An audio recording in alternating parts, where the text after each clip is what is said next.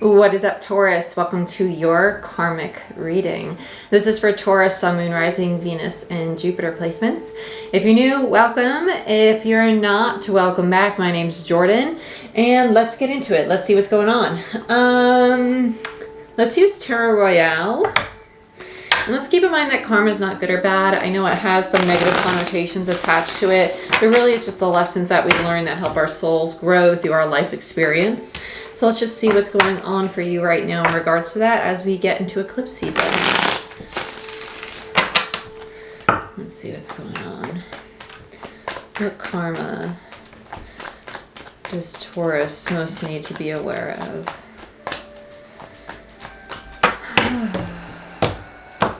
I heard absence and fear of loss. Absence and fear of loss. Absence and fear of loss. Temperance in reverse. Emperor in reverse. Seven of Cups in reverse. Queen of Cups in reverse. And Empress. I'm not going to take the rest of these. I'm going to stop there. We have Emperor and Empress. And Temperance. You have three majors. You have a Queen of Cups in reverse.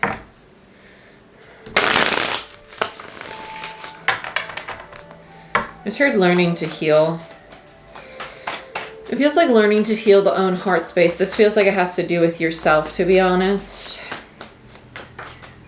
The first solar eclipse that we're encountering is on the 30th and is in Taurus. It's in your sign. The overall energy is Death in reverse, which is transformation. The last card is the Nine of Wands in reverse. I heard counterpart.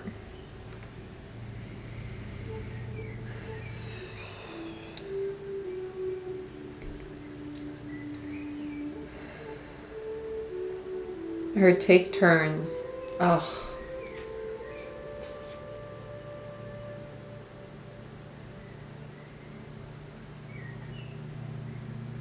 Yeah, there's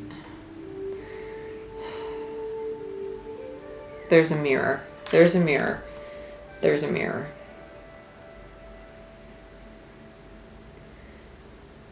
And up until this point, before we get to Empress energy, there's a disconnect of these two people, because this queen is the Empress, right? The queen is upgrading to the Empress. They're not seeing eye to eye. There's the lack of clarity, the Seven of Cups. This is what we're going to see the karma on the Seven of Cups, because it's what the realization is. Temperance is the imbalance of this relationship. It's the need for patience between both people. I feel like both people want the same thing, but there's a lack of true understanding of how to obtain it, right? It's actually like this, if I were to hold them in order on the table. Okay.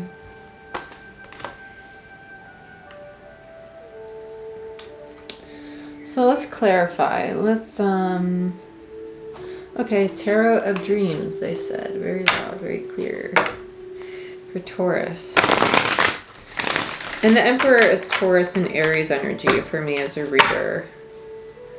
And the Empress is Taurus energy. It's Empress energy. So let's look at Temperance, which is my Angels, Ancestors, and Guides card. This is very much so an energy of needing to lean on this higher power, this it's almost like no longer leaning on faith in the sense of faith being, well, this other person is going to do it. Like putting your faith in another human being or situation. It's more so putting your faith in the higher power, right? In yourself to manifest and call in these things and trust in something that is beyond the tangible. Let's look at Temperance, because it feels like there's been a disconnect there. I just heard soul retrieval. Yeah. This is going to be a very big pivot for you. This feels like a very big new chapter for you. Yeah, Two of Cups. So there's the counterpart. Soul retrieval, right? The Two of Cups to me is a card of alignment. Two of Cups in reverse, which is Cancer energy. Six of Pentacles. The Fool. There's the new beginning. Knight of Swords, which is Gemini energy. And the Hermit. Yeah, the new beginning is going to take some time to... I almost said acclimate, but that's not the word.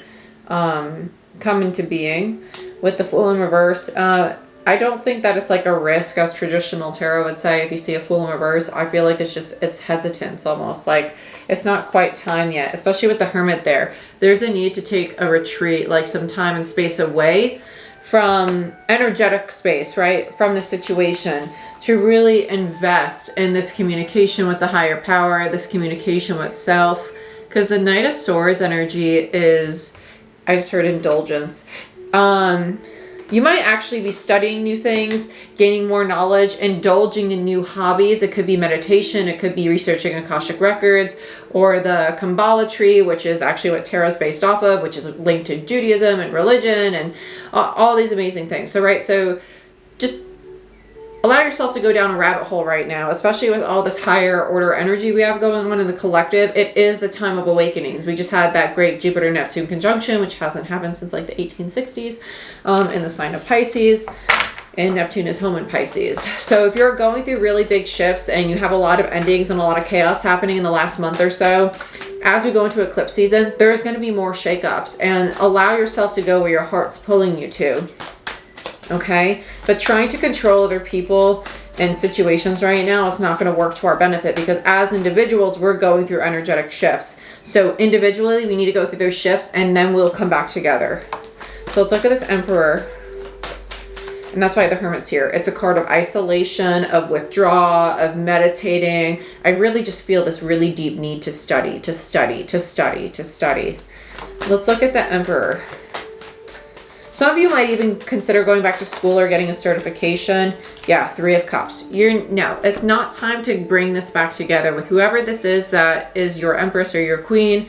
It's not time to come back together. Or if this is your person, it's just not time to be around other people. It's time to be with self. Let's look at Seven of Cups. Again, this just feels like the karma. Like this feels like the cycle closing out, or the realization of why it's not time. Just quick. Page of Swords in reverse, Knight of Cups in reverse, and the Hangman. Yeah, the Hangman in reverse is the sudden realizations. I really, really like this. Nine of Cups and the Page of Swords. It's because both people need to learn to identify what makes them happy as individuals. The Nine of Cups is the personal emotional fulfillment, right? It's hopes and dreams. And with the Page of Swords in reverse, it's a lack of clarity and a lack of honesty with self about what makes you as an individual really happy. Because a lot of times when we get into partnerships, it's like, well, what's best for both of us? What's best for the relationship? What's best for the family? What's best for everybody, right? We're so busy people pleasing and accommodating that we lose what is best for self. As a collective right now, coming out of Aries season with Chiron home in Aries, Chiron's the wounded healer, we're being challenged to find the stability of self as we move into Taurus season, right? Because now we're in Taurus, and Taurus is the sign of stability, long-term commitments. It's also our new North Node, right? The future, okay? And it's Empress energy, which is nurturing, loving, motherly energy. It's time to nurture self, though, too. We're being challenged to balance our care for self and our care for others. Because the Empress in reverse, even though this one's upright, the Empress in reverse to me signifies codependency. This is overcoming codependency or unhealthy attachments or investments in people, situations, etc. Let's look at the Queen of Cups. That's why you're gaining a new perspective on how you might not have been honest with yourself about your personal fulfillment. And the 9 minus the 7 gives you the 2 of Cups, right? How things have not been in alignment because losing self due to the situations in your life. King of Wands in reverse, Ace of Cups. Oh, I love it. Okay, so this dynamic is going to get a new beginning with the Ace of Cups there. But with the King of Wands there, this feels very persuasive. It's like wanting to, it feels like both people trying to, one's being like really sweet manipulation, the other's being very like seductive, charming manipulation. Like trying to, it's like both people want their own motive. Like, I want things to be this way. Well, I want these things to be this way. Well, this is what I expect from the relationship. Well, this is what I expect from the relationship. I'm not willing to compromise, even though I say I am. I'm not willing to compromise, even though I say I am. You know, it's the distortion. There's going to be the need to work from this Ace of Cups. Like, okay, I understand that we got to compromise. that I'm going to have to give a little here, that I can't control them, and they want their freedom, and I want my freedom, and I want to do these things, and they want to do these things, and that's okay. And we have to rebuild trust or rebuild loyalty or rebuild whatever. It's going to move forward. The separation's needed to realign with divine feminine, divine masculine. Yeah. People need to be apart. There it is, the Four of Swords, the healing, Seven of Pentacles, Eight of Cups is the U-turn, and the Palace of Cups. Palace cards in this deck represent the environment, right? So this is an environment that was lacking love, lacking compassion, lacking the emotional safety and security, vulnerability, right? It's going back to this environment, right? Going back to this place and healing it from the divine feminine, understanding that if I nurture self and I nurture the situation, if I see that we both are wanting the same thing in different forms, we can find a happy medium where everybody is happy. It's creating the balance of masculine and feminine, no longer working from distorted energy, right? Finding stability. Because with the Seven of Pentacles, the way it was invested in the past was not working, but you're choosing to go back because there was a lot of love there. There was a lot of love there. But working from divine feminine energy, Empress energy, is what's going to bring in this very healing Four of Swords, Libra energy. Let's look at the Nine of Wands, what we're letting go of. This is like someone who's really exhausted, but also someone who's like, okay, I give up.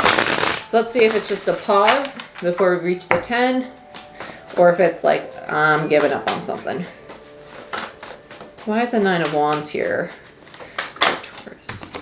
Six of Cups. Yeah, we're done with the past. That's what it is. Giving up on the past. The imbalanced exchange of energy in the past, because the Six of Cups is in reverse. So this represents how the connection emotionally was out of balance. We're no longer participating in those kinds of dynamics. Beautiful.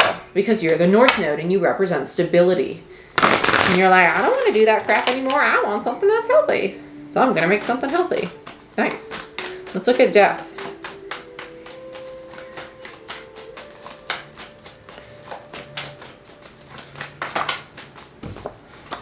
Ten of Wands, and there's the ending. Seven of Swords and Death in reverse on the bottom of the deck. Beautiful. I love it. So what we're ending is the burden, the heaviness, the betrayals, right? We're also aware of no longer perpetuating self-sabotaging or deceptive behavior, right? Allowing ourselves to go through the transformation, allowing ourselves to go through the rebirth. Because now we see with the High Priestess in reverse, we see very clearly what was distorted. Seven of Swords. And we allow ourselves to align with what is most meant for us, the star, right? I love it. I love it. I love it. I love it. Taurus, this is what I have for you. I hope you guys enjoyed this reading. If you want more of the karmic series to know what lessons you're going through currently in your situation or in your life, let me know down below. And like, share, subscribe, give this video a thumbs up. If you want a personal reading, a Reiki session, or to become a certified Reiki practitioner, go ahead, check out my website. The link is down below in the description box. I love you, and I'll see you next time. Bye-bye.